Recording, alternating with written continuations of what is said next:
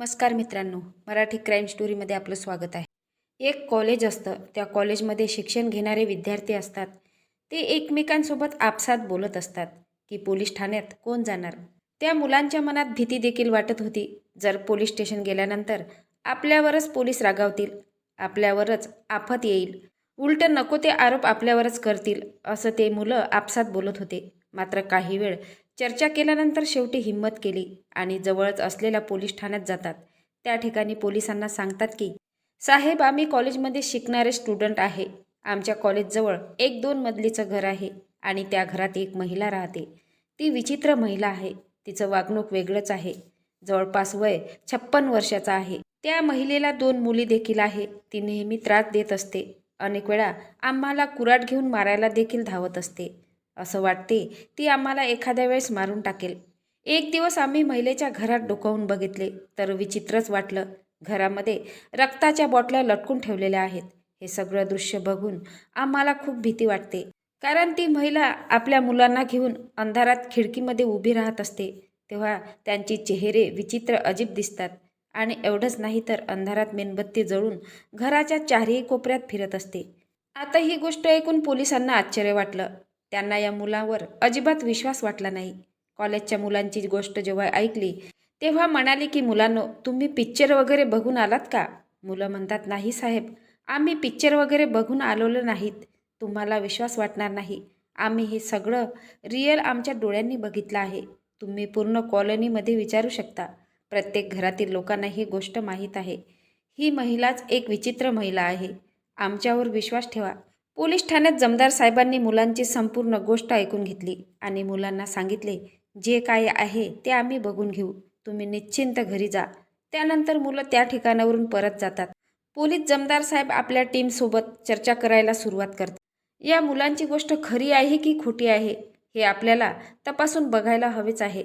ह्या कॉलेजच्या मुलांनी जे काही सांगितले आहे ही गोष्ट खरी आहे की खोटी आहे याची माहिती घेण्यासाठी पोलिसांचा तपास सुरू होतो. संपूर्ण भारतात या गोष्टीची सर्वत्र चर्चा होत असते.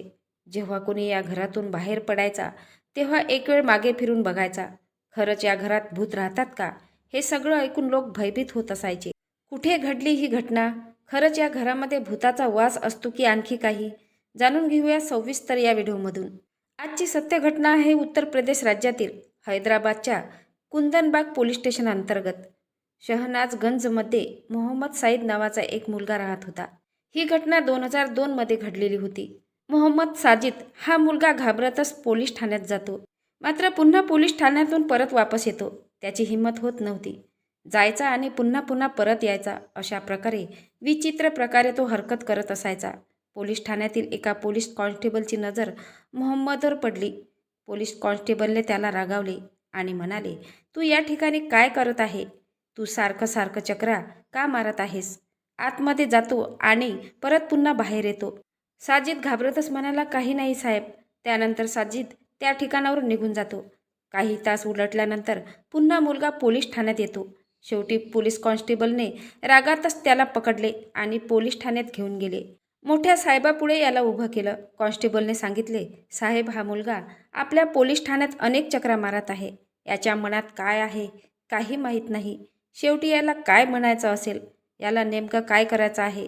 पुन्हा पुन्हा पोलीस ठाण्यात येत आहे आणि पुन्हा परत वापस जात आहे. साहेबांनी मुलाला विचारलं, तुझं नाव काय आहे? मुलगा बोलतो, साहेब, माझं नाव मोहम्मद साजिद आहे. साहेब म्हणतात की तू कोणतं काम करत असतेस? तर मोहम्मद बोलतो, साहेब, मी चोरी करण्याचं काम करत असतो.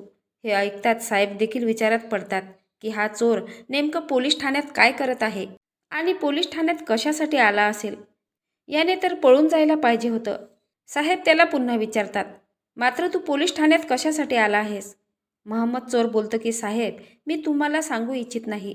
मला इथे येण्यासाठी खूप मेहनत करावी लागली, कारण मला खूप भीती वाटत होती. तरी देखील मी मोठी हिंमत करून पोलीस ठाण्यात आलेलो आहे. तुम्हाला सांगण्यासाठी मी घाबरत होतो. सांगायची हिंमत होत नव्हती. त्यामुळे मी पोलीस ठाण्यात सारखं सारखं चक्रा मारत होतो. मला तुम्हाला ही गोष्ट सांगावीच लागणार आहे. साहेब बोलतात की लवकर सांग. साजिद म्हणतो की साहेब, कुंदनबागमध्ये एक 2 मजलीचं घर आहे. त्या 2 मजली घरात मी चोरी करण्यासाठी गेलो होतो. त्या ठिकाणी एक रूम उघडी होती. त्या रूममध्ये मी आत शिरलो. बघतो तर बेडवर 3 मृतदेह पडलेले होते आणि त्या तिन्ही मृतदेहामधून अतिशय दुर्गंधी येत होती. सर्वत्र अंधार पसरलेला होता. विचित्र वाटत होतं. हे सगळं दृश्य बघून माझे हातपाय थरथर कापू लागले. मी त्या ठिकाणावरून पळत बाहेर आलो. घरी गेल्यानंतर मला रात्रभर झोप देखील आली नाही. सर्व दृश्य माझ्या डोळ्यासमोर फिरत होतं. साजिद हे सर्व दृश्य पोलिसांना सांगत होता. ही बातमी आजूबाजूचे लोक पोलिसांना देखील देऊ शकत होते. मात्र एका चोरानेच या घटनेबद्दल 2 दिवसानंतर पोलिसांना सांगितली. तेही पोलीस ठाण्यात येऊन. मात्र प्रश्न हा होता की 3 मृतदेह 2 दिवसापासून पडलेले आहेत आणि तेही घरातल्या बेडवर ते 3 मृतदेह पडलेले होते. मात्र आजूबाजूच्या लोकांना दुर्गंधी का आली नसेल? साहेबांना आश्चर्य वाटलं. त्यामुळे साहेब साजिदला म्हणाले, तू काहीतरी कहाणी सांगत आहे असे म्हणत पोलिसांनी त्याला ताब्यात घेतले. त्यानंतर पोलिसांनी साजिदने सांगितल्याप्रमाणे 2 पोलीस मुकुंद बागमध्ये जातात. त्या ठिकाणी 2 मजलीचं घर असतं आणि ते अतिशय जुनं असतं. पोलीस त्या घरात शिरतात तर खरोखरच त्या 2 मजली मकानमध्ये बेडवर 3 मृतदेह पडलेले असतात. पोलिसांनी तिन्ही मृतदेह ताब्यात घेतले आणि पोस्टमार्टमला पाठवून दिले. त्या ठिकाणी विचित्र अशी दुर्गंधी येत होती. तिन्ही मृतदेह कुजलेले होते. त्यामुळे अतिशय दुर्गंधी येत होती. मृतदेहांची ओळख देखील अजिबात पटत नव्हती. त्यानंतर पोलिसांनी साजिदची चौकशी करायला सुरुवात केली. तू तिघांची हत्या का केली आहे? आश्चर्य म्हणजे त्या ठिकाणी तिन्ही मृतदेह महिलांचे होते. मोहम्मद साजिद बोलतो की साहेब, मी हत्या केलेली नाही. मला काहीच माहीत नाही. मी त्यांना ओळखत देखील नाही. मी फक्त त्या ठिकाणी चोरी करण्यासाठी गेलेलो होतो. मी खून वगैरे केलेला नाही. मी जर खून केला असता तर स्वतः पोलीस ठाण्यात येऊन तुम्हाला ही घटना सांगितली नसती. मी फक्त चोरी करत असतो. खून वगैरे अजिबात करत नाही. मी जेव्हा आत शिरलो त्या ठिकाणी अतिशय काळोख पसरलेला होता आणि त्या तिन्ही मृतदेहातून खूप दुर्गंधी येत होती. हे सगळं विचित्र मला वाटत होतं. साहेब, मी भयंकर घाबरलो आणि त्या ठिकाणावरून परत आलो. मी अतिशय घाबरलेलो होतो. मला रात्री झोप देखील येत नव्हती. माझं मन मला शांत बसू देत नव्हतं.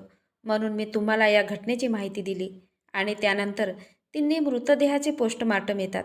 पोस्टमार्टम रिपोर्ट बघून पोलिसांनाही धक्का बसतो. कारण या तिन्ही महिलांचा मृत्यू 3 दिवसाआधी नाही तर 3 महिन्याआधी झालेला होता. पोलिसांना खूप आश्चर्य वाटलं. 3 महिन्यापूर्वी या तिन्ही महिलांचा मृत्यू झालेला होता. तर शेजाऱ्या-पाजाऱ्यांना दुर्गंधी का आली नसेल? त्यांना या घटनेची अजिबात का माहिती नसेल? मृतदेह पूर्णपणे डिकंपोज झालेली होती. केवळ हाडांचा सांगाडा उरलेला होता आणि हा चोर आता चोरी करण्यासाठी त्या ठिकाणी गेलेला होता. पोलीस या घटनेचा तपास करायला सुरुवात करतात. नेमकं 3 महिलांची हत्या कोणी केली असेल आणि का केली असेल? पोलिसांनी परिसरातील लोकांना विचारपूस करण्यास सुरुवात केली. त्यावेळी लोकांनी पोलिसांना सांगितले की साहेब, तुम्ही हे काय बोलत आहेत? कोणी 3 महिन्याआधी कसं काय मरू शकतो? त्यांना तर आम्ही 2 दिवसापूर्वीच बघितलं आहे. त्यांना आम्ही सकाळी देखील बघितलेलं आहे. तर कोणी म्हणत होतं की आम्ही तर त्यांना काल पाहिलेलं आहे. अशा प्रकारे लोक वेगवेगळे उत्तर देत होते. हे ऐकून आता पोलिसांना आश्चर्य वाटले. असं कसं होऊ शकतं? पोस्टमार्टम रिपोर्ट सांगतं की 3 महिन्याआधी मृत्यू झालेला आहे. शेजारी पाजारी सांगत होते. त्यांना सकाळी बघितलं, संध्याकाळी बघितलं, रात्रीला देखील बघितलं आहे. मेणबत्ती पेटवून त्या घरामध्ये ती महिला फिरत होती. अशा प्रकारे लोकांच्या आपापसात चर्चा सुरू झालेल्या होत्या. त्यानंतर त्यांना कळतं की जी महिला असते, या महिलेचं वय जवळपास 56 वर्षाचं असते आणि तिचं नाव जयाप्रदा असते. जयाप्रदाचं लग्न झालेलं असते. तिला 2 मुले असतात. मात्र पतीसोबत जयाप्रदाचं पटत नसते. त्यामुळे या पती-पत्नीमध्ये सतत वाद सुरू असतात आणि या महिलेचं मानसिक संतुलन देखील बिघडलेलं असतं. काही दिवस पतीसोबत चांगल्या प्रकारे राहू लागलेली होती. मात्र काही दिवसानंतर पुन्हा दोघात वाद झाले. त्यामुळे पती तिला सोडून निघून गेला आणि ती महिला आपल्या 2 मुलांसह एकटी राहत होती. मानसिक संतुलन बिघडल्यामुळे ती विचित्र असे चाळे करत होती. ही जया शेजाऱ्यांशी काही संपर्क ठेवत नव्हती. त्यांच्याशी बोलत देखील नव्हती. तिच्या घराचा दरवाजा नेहमी बंदच राहत असायचा. दार नेहमी बंदच राहत असल्यामुळे लोकांसोबत अजिबात संपर्क येत नव्हता. ती महिला घराबाहेर जास्त निघत नव्हती. क्वचितच ती घराबाहेर निघाली तर तिच्या हातात एक कुऱ्हाड असायची. हे सगळं बघून कोणीही तिच्यासोबत बोलत नव्हते आणि दोन्ही मुलींचं देखील विचित्र वागणं होतं. खिडकीजवळ यायची, जेव्हा रात्र व्हायची मेणबत्ती हातात घ्यायची आणि मेणबत्ती पेटवून घराच्या चारी भोवताल फिरायची आणि खिडकीतही मेणबत्ती घेऊन उभी राहायची. त्या मेणबत्तीच्या प्रकाशाने त्यांचे चेहरे विचित्र दिसायचे. हे बघून लोकांना देखील आश्चर्य वाटायचं. काही लोक सांगतात की रक्ताच्या बॉटला देखील ते अंगणामध्ये लटकून ठेवायचे. हे सर्व दृश्य बघून शेजारी पाजारी खूप घाबरायचे. त्यांना वाटायचं की नक्कीच या घरामध्ये भूतांचा वास आहे. पोलिसांनी या घटनेचा सखोल तपास करायला सुरुवात केली. तपासात निष्पन्न झाला की या महिलेने विषारी औषध खाऊन आत्महत्या केलेली होती आणि ते औषध तिने आपल्या दोन्ही मुलींना देखील दिलेली होती. या तिघींनीही एकाच दिवशी आत्महत्या केलेली होती. वर्ष होतं 2002चं आणि सप्टेंबर महिना होता. आणि 2014मध्ये ही घटना सोशल मीडियावर व्हायरल झालेली होती. त्या दोनमजली घरात भूतांचा वास नसून केवळ लोकांची अफवा होती. मानसिक संतुलन बिघडल्यामुळे ती विचित्र चाळे करायची. मित्रांनो, या घटनेबद्दल तुमचं मत काय आहे ते नक्की कमेंट बॉक्समध्ये सांगा. नवीन असाल तर चॅनलला सबस्क्राईब करा, लाईक करा. भेटूया पुढल्या व्हिडिओत. जय महाराष्ट्र.